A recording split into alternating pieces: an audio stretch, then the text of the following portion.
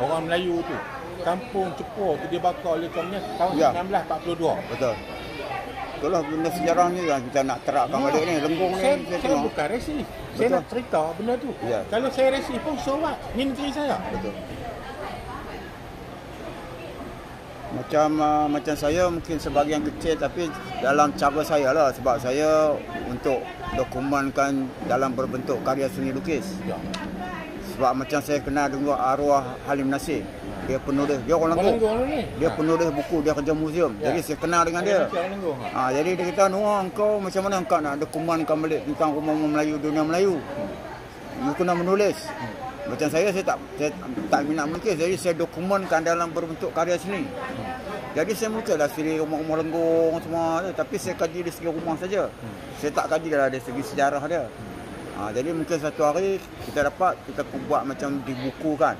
Dengan sejarah tadi, dengan So buku, semua dengan cara kita ada tanggungjawab. lukis. Tuan dengan dunia Ya, seni tuan. ya. Tanggungjawab kat atas Melayu ni. Yalah. Yang buat sele dia tanggungjawab. Dia dengan bentuk sele dia. Ya, ya. Yang buat sele ala-ala rumah Melayu like that. Betul pun lah, tu. kita Dia kena masuk macam tu. kena terapkan nilai-nilai Kena tu. terapkan lah, betul?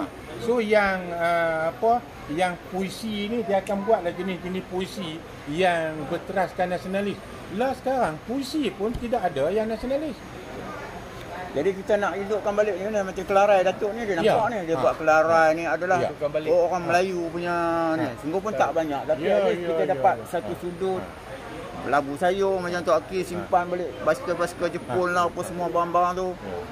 Itu satu langkah dokumentasi yang sangat baik. Dia sekarang tuan berkarya secara tuan. Saya berkarya secara saya.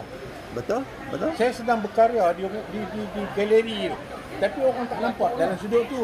Orang nampak kata saya ni milik ke museum, milik ke galeri. No, saya sedang berkarya. Betul. Betul? Jom kita